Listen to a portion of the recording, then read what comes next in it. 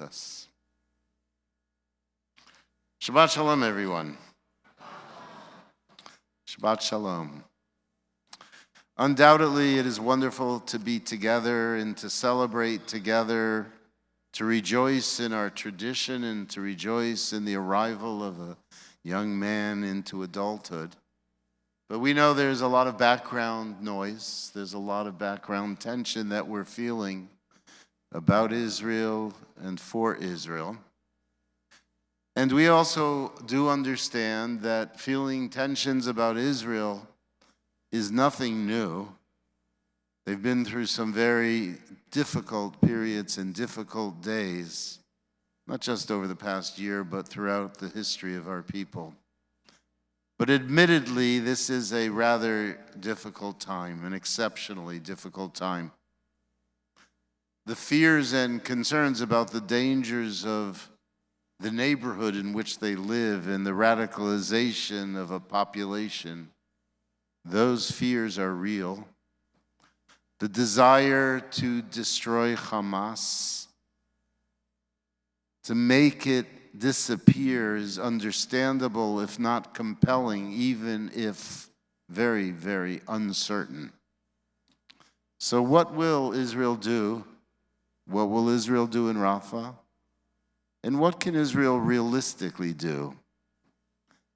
We question how we balance the bellicose inclinations for revenge and destruction with the need, the compelling need, to create a very different future.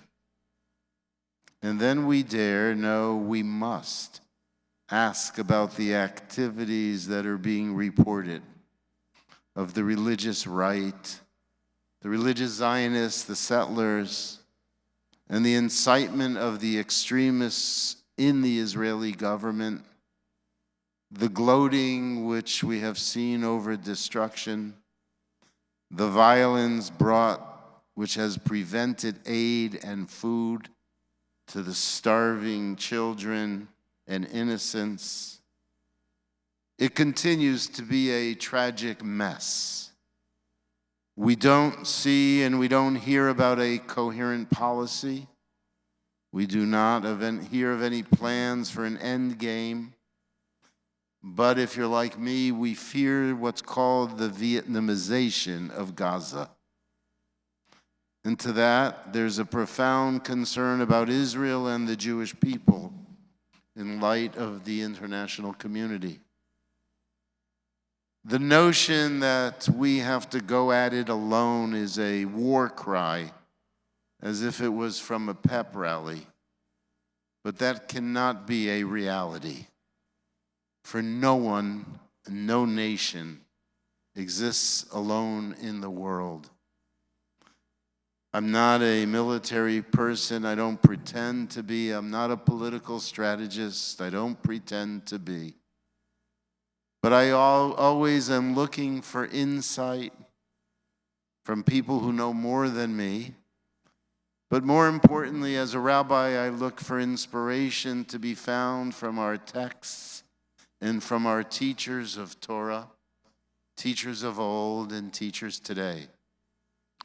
It's no secret to anyone in this congregation that I am a chassid of the late teacher, rabbi, and philosopher David Hartman, Zichrono Livracha. You know that you have met his son Daniel many times as he's been here annually. I've mentioned both in classes and from the Bima a seminal article which he wrote in 1982. The title of the article is on Auschwitz and Sinai. And it is as relevant today as it was in 1982 and helps inform our understanding. It speaks loudly to me today, and I'm sure it will to you. So with your permission, I'd like to quote from it extensively today and have us all think about it. Hartman wrote, "There's a healthy spirit of serious self-evaluation and criticism in the land today. The triumphant ecstasy of the Six-Day War no longer dominates the consciousness of many Israelis. In retrospect, the jubilant sense of victory that was created by the Six-Day War was truly a mixed blessing.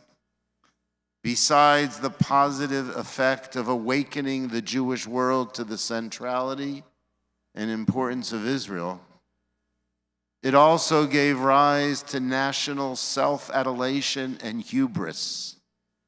He was very, very critical of that sense of messianism that grew out of the Six-Day War.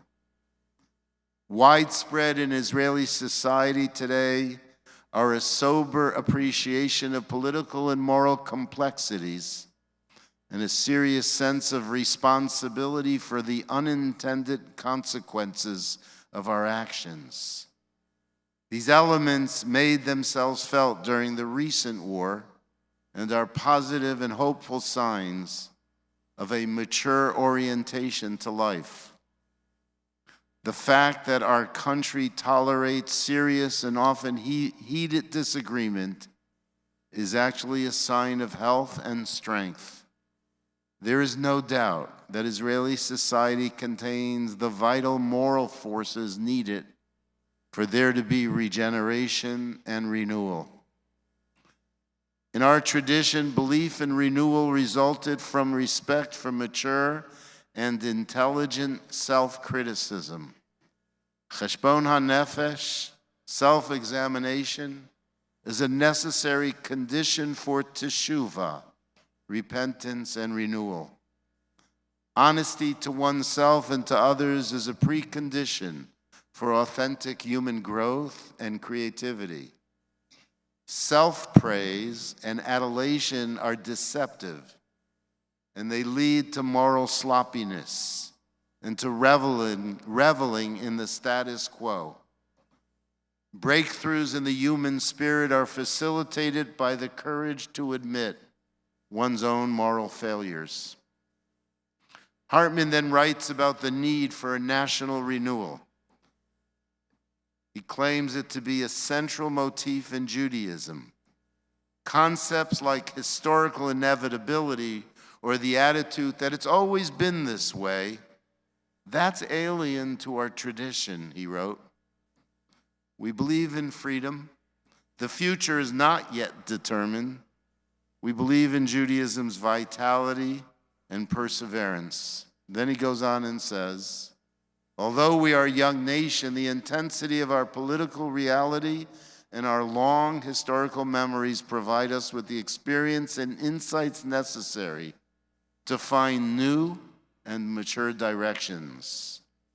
So one of the fundamental issues facing the new spirit of maturity in Israel is, should Auschwitz or Sinai be the orienting category that shapes our understanding of the state of Israel? There are important differences resulting from the relative emphasis we place on these two models. In the 20th century, we became a traumatized people.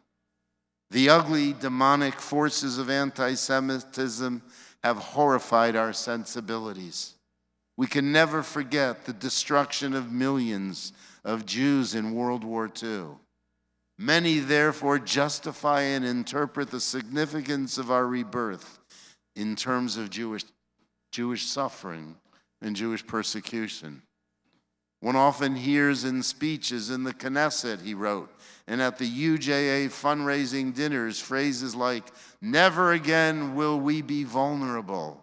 Never again will we expose our lives to the political forces of the world.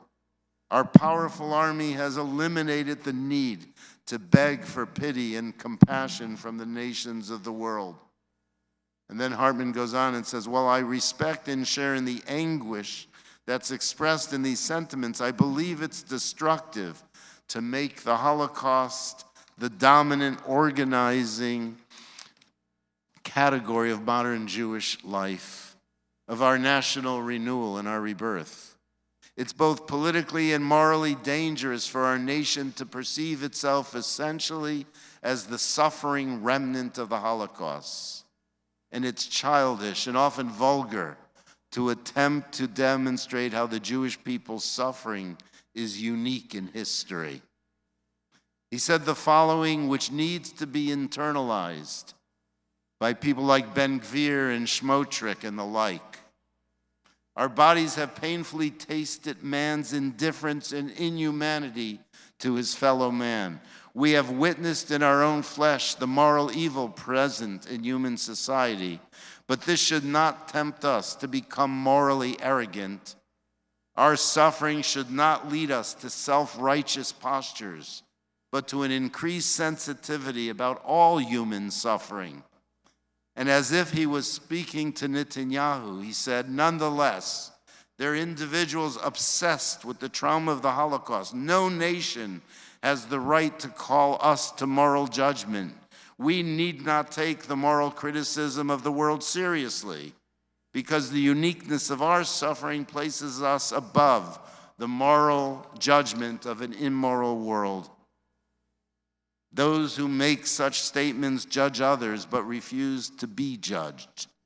And in so doing, a basic Jewish principle is violated. No one may judge if he refuses to be judged himself. Although it's right to appreciate the dignity that comes with power in statehood, with freedom from the inconsistent and fragile goodwill of the nations of the world, it's a serious mistake to allow our trauma, the trauma of Jewish suffering, to be the exclusive frame of reference to understand our nation.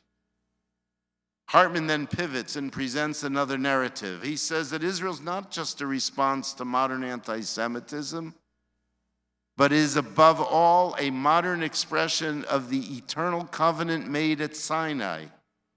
And that's what shaped Jewish consciousness throughout the last 2,000 years. It was not Hitler who brought us back to Zion, but rather it was a belief in the eternal validity of the covenant.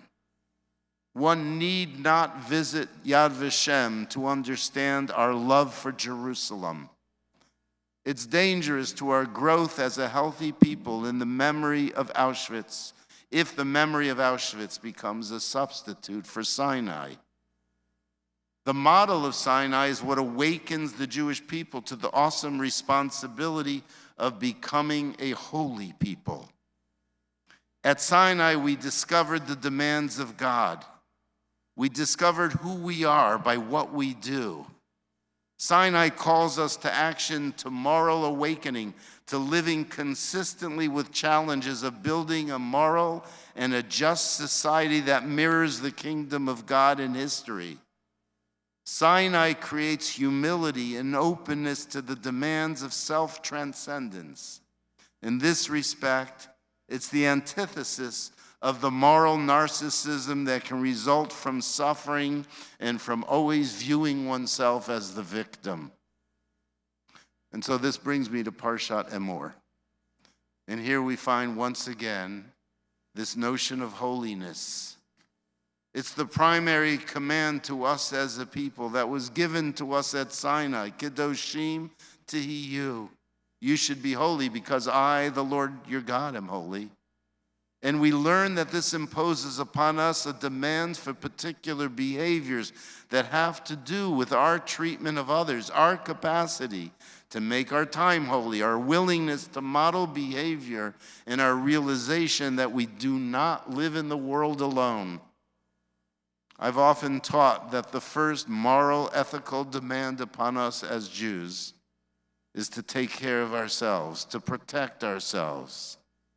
But im ani li mili, if I am only for myself, who am I, is followed by another line. And if I'm only for myself, what am I?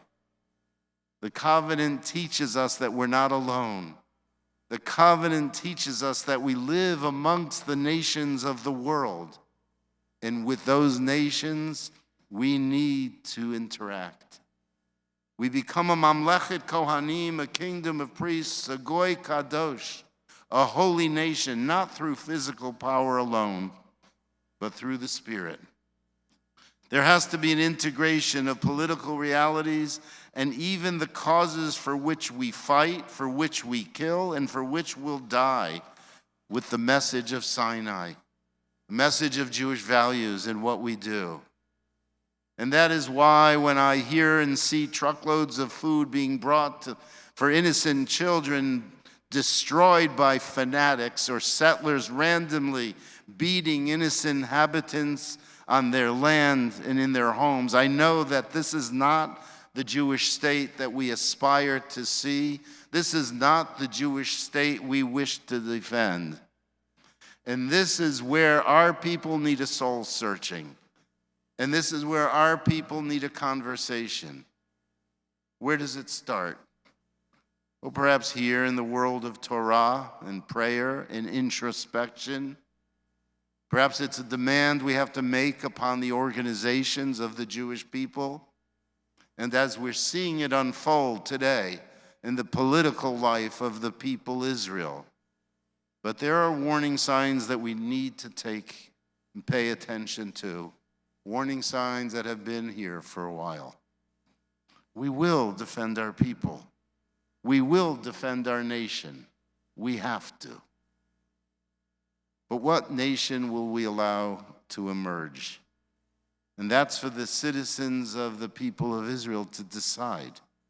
And for the Jewish people to decide. Who will lead them and what is their message to themselves and to the world? It's really complex and it's really challenging. But not so complex that we can't talk about it. Not so complex that that we can have tolerance for chauvinism, for cruelty, and for hatred.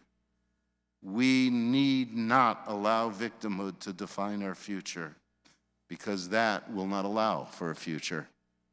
We've survived thousands of years because of our capacity to join our strength and power with moral achievement and ethical responsibility, kindness, compassion, honesty, and justice and peace. That's what we fight for. After having been slaves in Egypt, we came to Sinai. And through the revelation, we grasp that our suffering as slaves should not create self-pity, but rather moral sensitivity. And then we read, and you shall love the stranger because you were strangers in the land of Egypt. Hartman wrote that Auschwitz, like all Jewish suffering of the past, must be absorbed and understood within the normative framework of Jewish life, Jewish living, and Sinai. We will mourn forever because of the memory of Auschwitz. And I believe we will mourn forever because of the memory of October 7th. But out of it all, we have to build a new society because of those memories.